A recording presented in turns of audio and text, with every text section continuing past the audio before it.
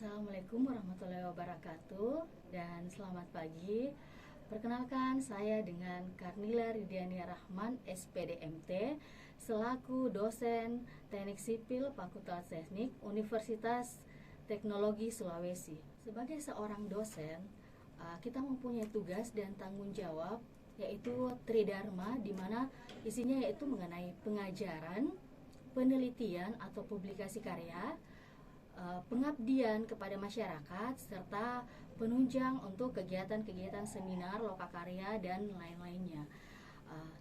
Di sini saya akan menjelaskan mengenai pengajaran, di mana mata kuliah yang saya bawakan yaitu ilmu ukur tanah. Ilmu ukur tanah mempunyai bobot SKS yaitu sebanyak 2 SKS.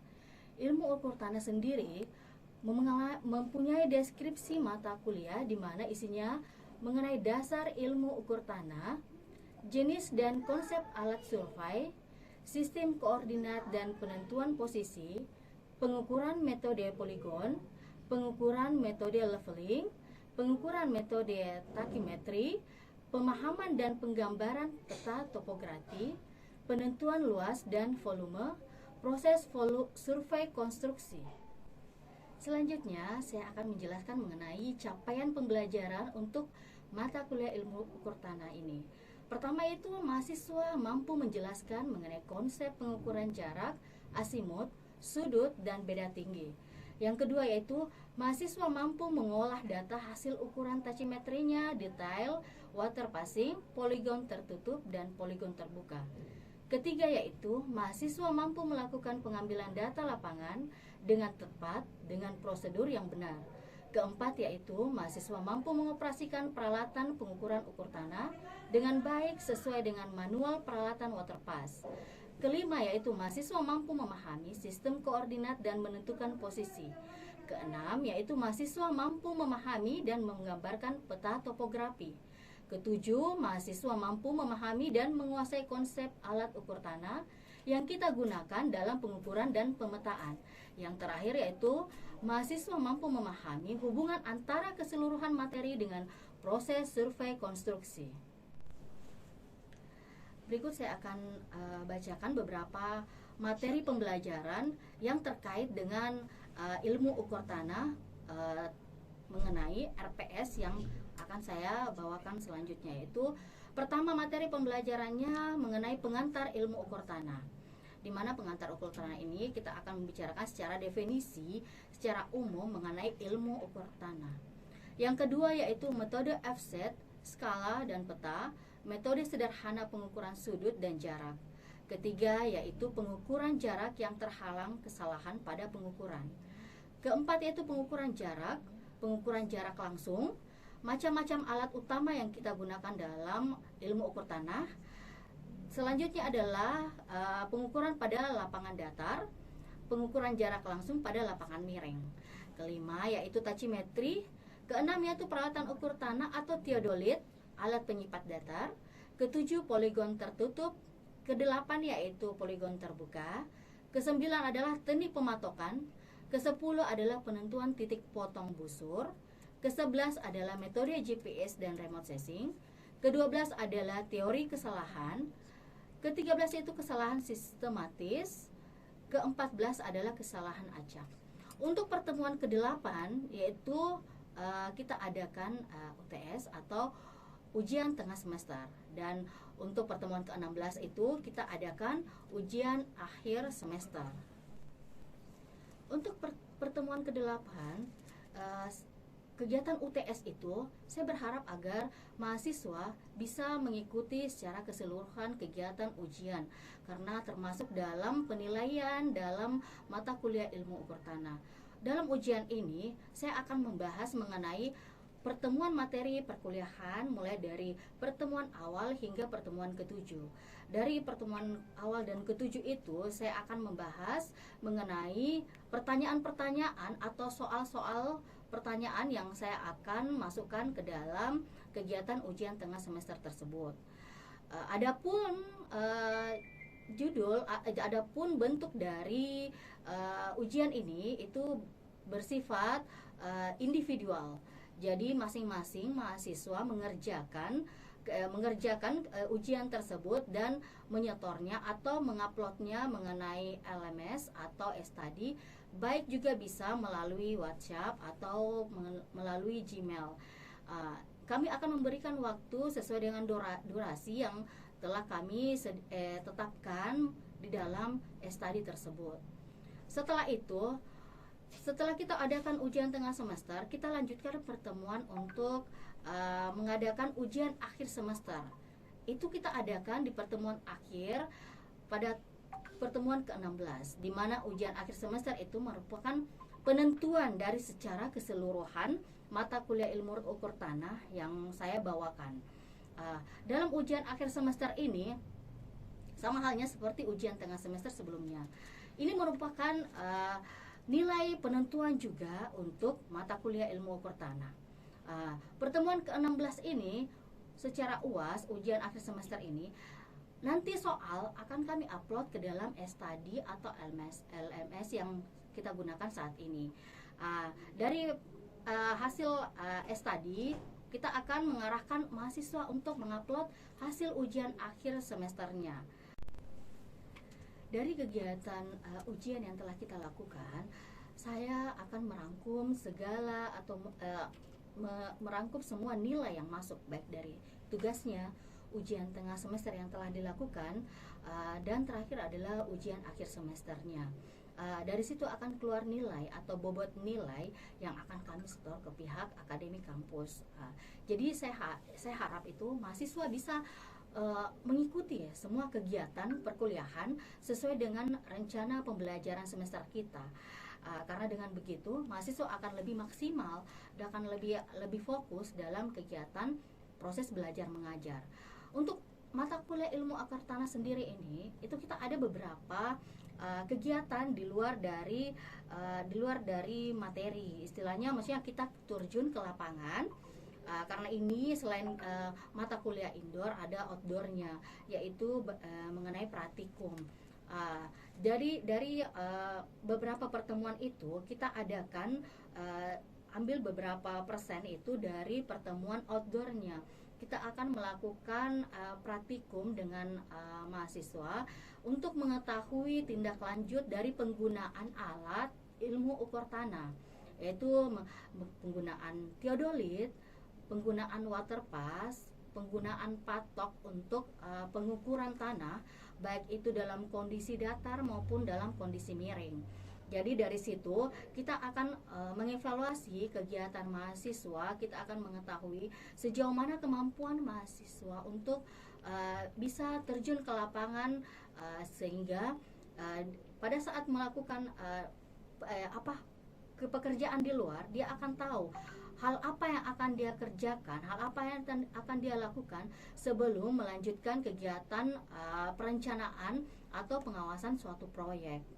Dari sini kita akan ketahui sampai sejauh mana kemampuan mahasiswa kita dengan adanya kegiatan praktikum yang kita lakukan selama mata kuliah ilmu ukur tanah ini.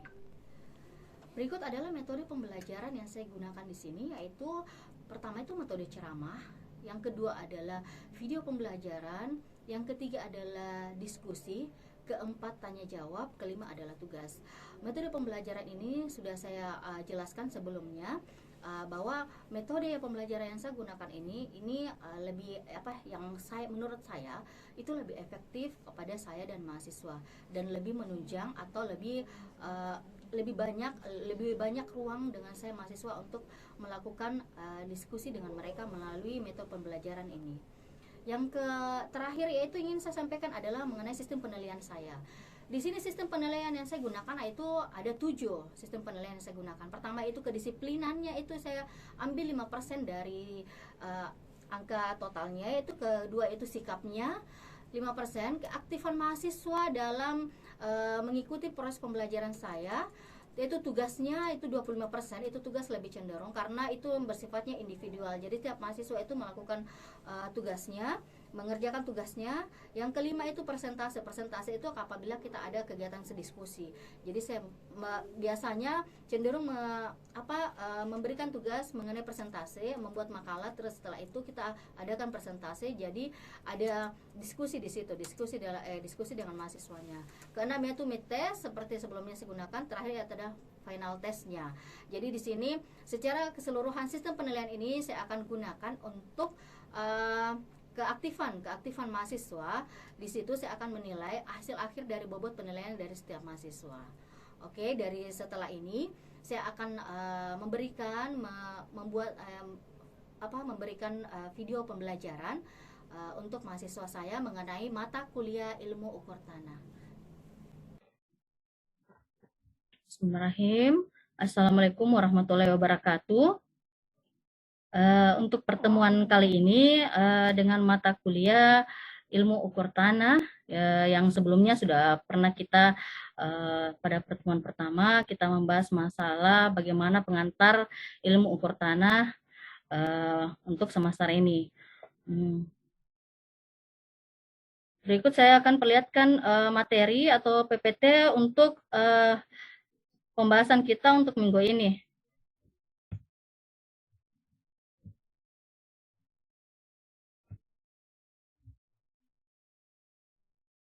Sebentar, kalau ada pertanyaan bisa langsung kita sambil diskusi, sambil kita bawakan materi, jadi ada feedback antara dosen dan mahasiswa. Jadi mungkin setelah ini saya bacakan dulu materinya sedikit, setelah itu kita diskusi ya, melalui Zoom ini ya.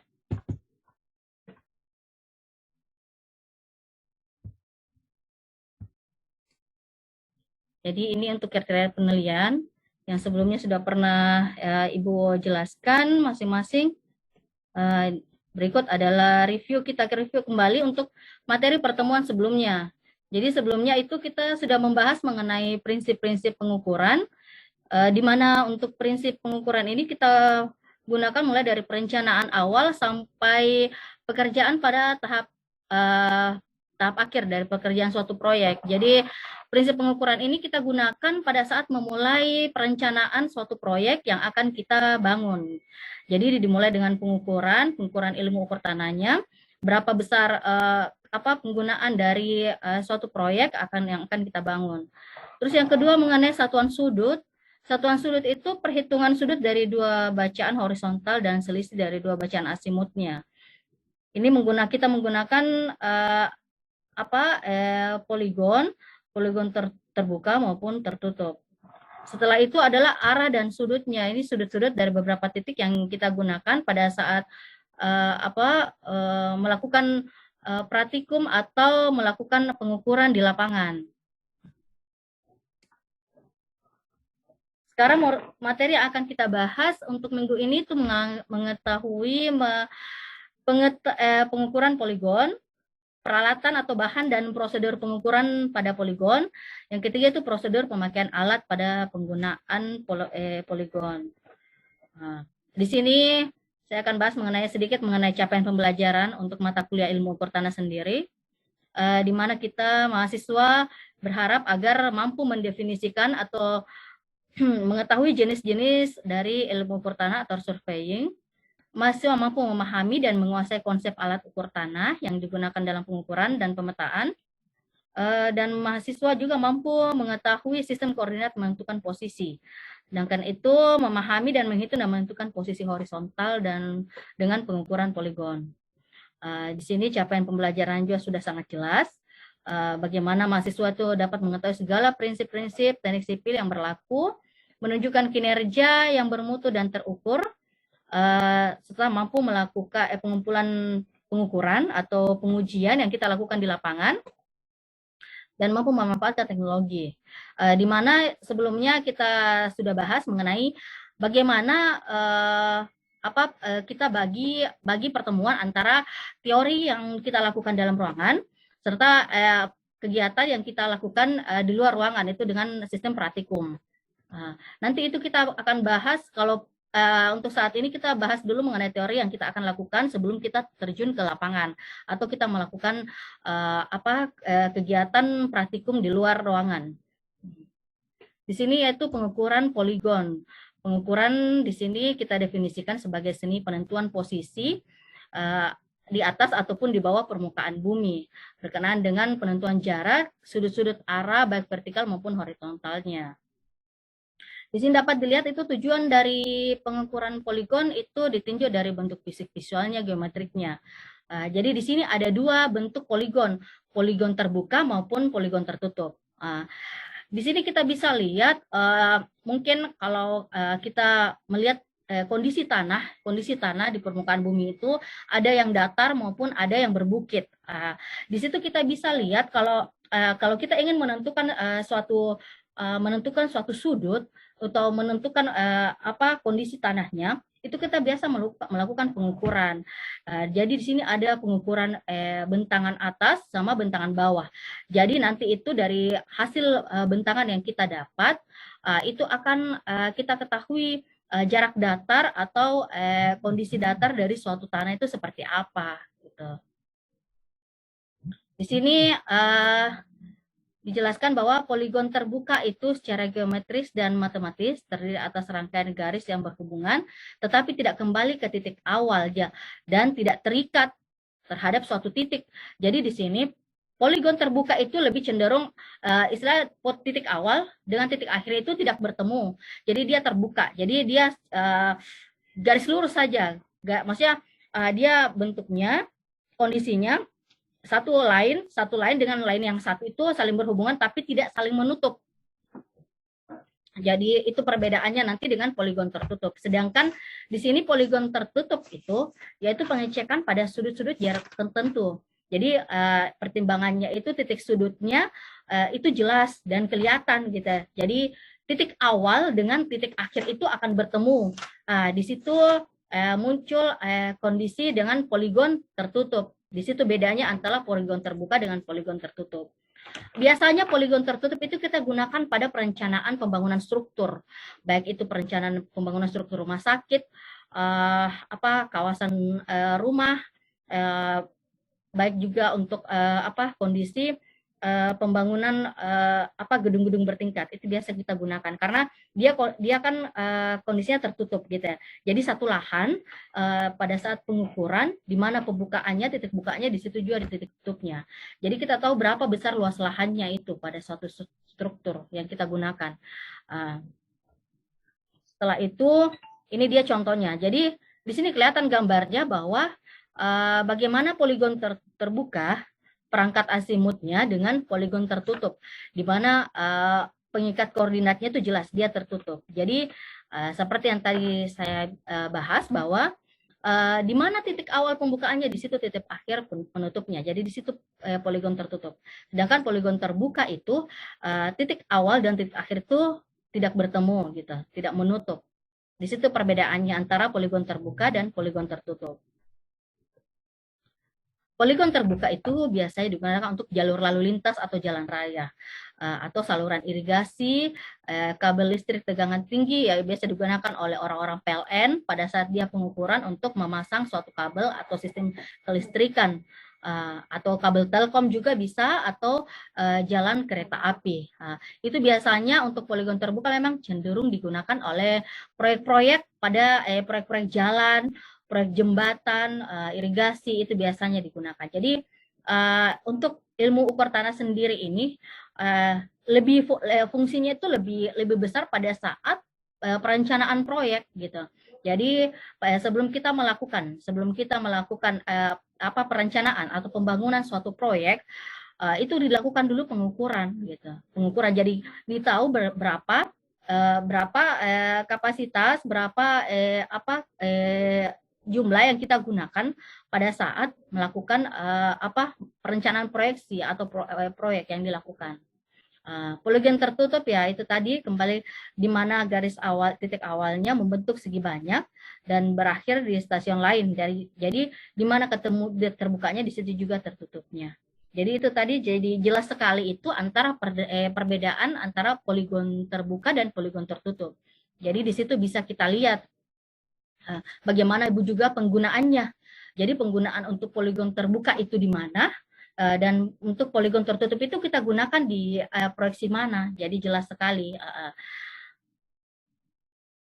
Setelah itu di sini ada untuk poligon tertutup memberikan pengecekan pada sudut dan jarak tertentu, di mana pertimbangannya sangat penting. Titik sudut pertama dan terakhir itu biasanya tertutup dipergunakan untuk pengukuran kontur bangunan, waduk juga boleh. Setelah itu waduk pemukiman, jembatan isolir kepemilikan tanah topografi, tanah topografi untuk kerangka. Setelah itu di sini juga ada peralatan yang digunakan itu pesawat teodolit. Pesawat teodolit itu yang digunakan total stasiun. Statif itu unting atau yang bentuk segitiga itu patoknya, terus meteorol dan meja lapangan. Nah, ini dia bentuk untuk teodolitnya. Pada saat kita pengukuran di lapangan, kita gunakan alat teodolit untuk mengukur jarak, dan tinggi dari tanah tersebut. Ini kita akan gunakan pada saat nanti kita praktikum di lapangan. Nanti kita kondisikan kapan pertemuan keberapa kita lakukan praktikum di lapangan. Jadi kita langsung terjun ke lapangan. Jadi kita di sini sudah bahas teorinya. Nanti prakteknya langsung ke lapangan. Oke? Ini untuk prosedur pemakaian alatnya, pengukuran poligon. Jadi nanti itu kita gunakan statif, patok, terus pasang teodolit, unting-unting untuk sejajarnya karena kalau dia kakinya tidak sejajar itu pengukurannya hasil bacaan dari teodolitnya itu tidak sempurna. Terus bagaimana gelombang nivonya. Jadi nanti kita akan tahu sendiri tuh. Pada saat kita nanti mulai menggunakan alat teodolit, kita akan mulai tahu bagaimana cara penggunaannya. Yang penting sekarang saya sudah jelaskan bagaimana prosedurnya, bagaimana teorinya pengukuran poligon. Jadi nanti di lapangan kita sudah tidak canggung lagi. Kita sudah tahu apa yang harus kita lakukan. Nanti materi ini akan saya berikan ke kalian bagaimana supaya bisa nanti kita pada saat ke lapangan kita sudah tahu apa yang harus kita lakukan. Begitupun ini prosedur pengukuran poligon. Jadi jelas tadi kan poligon terbuka dan poligon tertutup. Jadi masing-masing nanti mahasiswa bisa menggunakan patok, bisa menggunakan alat pengukur teodolit supaya kalian juga tahu bagaimana penggunaannya. Ini sekedar rangkuman buat kalian, rangkuman untuk mengenai mata kuliah yang sudah bawakan mengenai alat ukur tanah ini, bagaimana apa yang dimaksud dengan poligon, syarat-syarat pengukuran poligon. Dan di sini ada bagaimana koordinat awal dan akhirnya, serta bagaimana kita mempunyai azimut awal dan akhirnya. Di sini ada beberapa soal latihan. Soal latihan yang akan saya berikan, nanti kalian akan mengerjakan sesuai dengan jadwal waktu yang sudah saya tentukan. Nanti tugas ini kita sistemnya individu. Jadi ini tugasnya sifatnya individu ya. Jadi individu. Nanti setelah ini nanti kita ada tugas kelompok. Tugas kelompok itu hasil dari teori di lapangan. Jadi nanti kita akan buat laporan seperti makalah dari hasil praktikum. Jadi nanti laporan praktikumnya itu sifatnya berkelompok. Jadi kalau untuk teori saat ini itu saya hanya gunakan secara individu gitu saja ya. Mungkin dari kalian ada yang ingin ditanyakan? Boleh silahkan. Siapa tahu ada yang ingin ditanyakan dari materi yang saya bawakan ini? Saya Bu. Iya silahkan, Epri. Ya Bu, dari materi yang Ibu bawa tentang alat teodolit, bagaimana prinsip kerjanya untuk alat teodolit itu Bu? Oke. Untuk pekerjaan penggunaan alatnya itu dia sistemnya ada dua, ada yang manual, ada yang otomatis.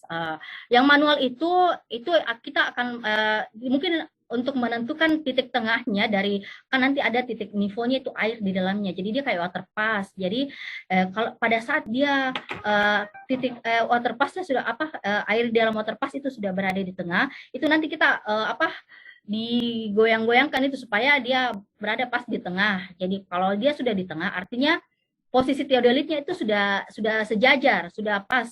Itu sudah bisa kita lakukan pengukuran. Sedangkan kalau yang teodolit yang modelnya dia otomatis, yang maksudnya sekarang yang sudah ada yang lebih canggih itu yang mungkin itu lebih gampang kita gunakan. Lebih gampang kita gunakan teodolit itu. Jadi kita tidak usah lagi bagaimana ya yang putar-putar lagi, unting-untingnya pasang lagi kesejajarannya. Jadi dia otomatis. Jadi kalau kita sudah pasang itu tapitnya di tengah-tengah, antaranya kan tiga kaki. Nanti kalau kita sudah pasang, dia sudah otomatis itu. Oh ini kakinya saja dikasih goyang gitu ya. Jadi water pass-nya sudah dia tahu nih kondisinya harus di tengah gitu ya. Jadi itu mungkin bedanya antara teodolit dengan manual dengan teodolit yang sudah otomatis, yang sudah bagus gitu ya, bagus alatnya. Mungkin seperti itu. Jadi nanti mungkin bagi Epri nanti kita lebih fokus nanti di lapangan. Nanti di lapangan kita akan lihat yang bagusnya, maksudnya langsung terjun ke lapangan, bagaimana penggunaannya, bagaimana cara pengukuran, semua itu akan kita lihat nanti kalau kita sudah di lapangan. Mungkin kalau sekarang kan teori kita masih menerka-nerka, meraba-raba, oh begini-gini. Yang penting kan kita sudah tahu alatnya fungsinya seperti apa. Mungkin seperti itu. Ya selanjutnya siapa yang mau bertanya? Siapa tahu mungkin ada yang tangannya akan lagi sebelum kita mungkin ke pertemuan berikutnya. Siapa tahu kita langsung ke lapangan. Praktikum bagaimana? Yang lain ada? Saya. Ya silakan. Saya Bu Duyana. Ya. Ya, pertanyaan saya Bu, berkaitan dengan tujuan pengukuran. Apakah pengukuran yang terlalu itu selalu baik tampaknya? Kalau untuk kondisi, setiap perencana sebelum melakukan sebelum dia melakukan suatu pekerjaan proyek, pengukuran tanah itu sifatnya itu perlu, survei itu perlu untuk mengetahui kondisi tanah yang kita gunakan, maksudnya di mana lahannya. Oh, di sana lahannya. Oh, kita mau tahu kondisi tanahnya seperti apa? Apakah dia berbukit? Apakah dia datar? Apakah dia, pokoknya kita harus tentukan dulu. Karena disitulah kita mengetahui kalau kita ingin merencanakan suatu bangunan, tidak mungkinlah kita bangun suatu bangunan ada tinggi ada rendah. Jadi pasti kita ukur dulu kondisi tanahnya seperti apa. Kita surveying dulu. Begitupun dengan pekerjaan lain beda, mungkin jalan pun begitu. Itu pun jalan kita lihat dulu kondisinya bagaimana. Apakah dia kondisinya jalan provinsi atau jalan perkotaan, itu akan dilihat bagaimana hasil pengukurannya. Jadi kita menentukan sesuai dengan hasil pengukuran. Seperti itu. Mungkin ada pertanyaan lain lagi? Atau cukup sampai di sini sebelum kita lakukan pembahasan untuk materi selanjutnya. Jadi ini saya ingatkan kembali ya, jangan lupa untuk soal latihannya. Untuk soal latihan itu kita kumpul atau kita bisa dikirim lewat email saja. Kalau tidak sempat kirim lewat email, segera dikirim lewat email. Nanti hasil dari tugas itu nanti saya akan perlihatkan nanti di akhir gitu. Jadi email, dan kalau sudah email nanti laporkan dulu ke saya gitu. Kita chat saja kalau sudah tugasnya dikirim. Itu saya perlu juga datanya. Jadi di sini saya harap kalian itu supaya dengan hasil teori yang sudah saya berikan, pada saat kita melakukan praktikum itu sudah tidak terlalu kesulitan. Jadi kita sudah ada bayangan, sudah ada caranya, gitu. Jadi mungkin ada pertanyaan lain lagi dari mahasiswa yang lain, ada?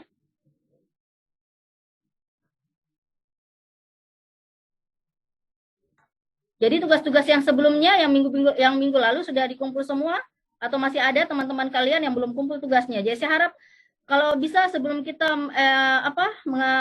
masuk di ujian tengah semester itu tugas-tugas itu sudah harus masuk semua. Saya harap kalian bisa masukkan tugas-tugasnya gitu. Jadi saya bisa nanti paling lambat kapan Bu dikumpul? Iya, kalau bisa satu tempat saja. Maksudnya kalau memang ada ketuanya, kumpul di ketua, nanti ketua yang bawa kampus saja, bawa kampus, nanti kita ketemu di kampus begitu. Jadi satu kali saja. Siap, jadi nanti supaya saya jelas ada nilainya nanti toh. Siap, Bu. Jadi supaya ada nilai yang bisa kalian dapat nanti. Karena kalau ada tugasnya tidak masuk semua, ternyata ikut UAS, ikut UTS, jadi jangan salahkan saya kalau dapat nilai C ya. Jadi usahakan itu semua tugas, materi-materi itu sudah ada, sudah lengkap.